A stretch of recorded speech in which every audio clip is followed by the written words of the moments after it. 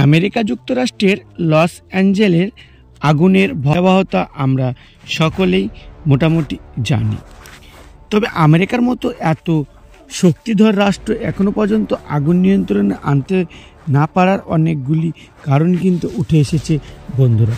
আমেরিকার loss Angel দাবানল সম্পর্কে আমরা জানি।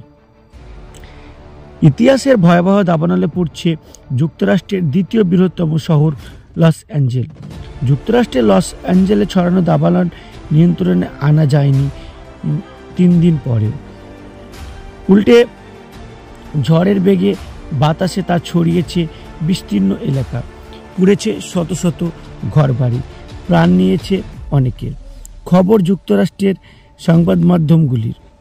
ভয়াবহ এই দুর্যোগ মোকাবিলায় বেশ হিমশিম খেতে হয়েছে মার্কিন যুক্তরাষ্ট্রকে।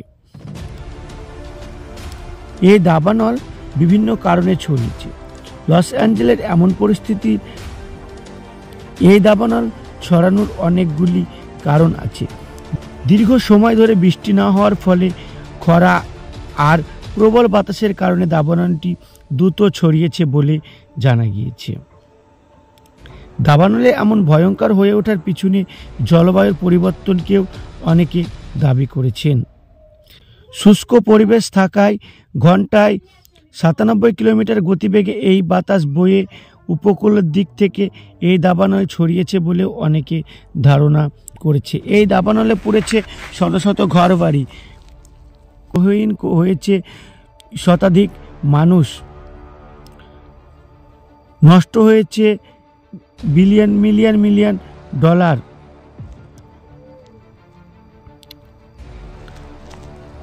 কথায় আছে, আপনি যেমন প্রকৃতিকে দিবেন প্রকৃতি ঠিক ততটাই আপনাকে ফেরত দিবে।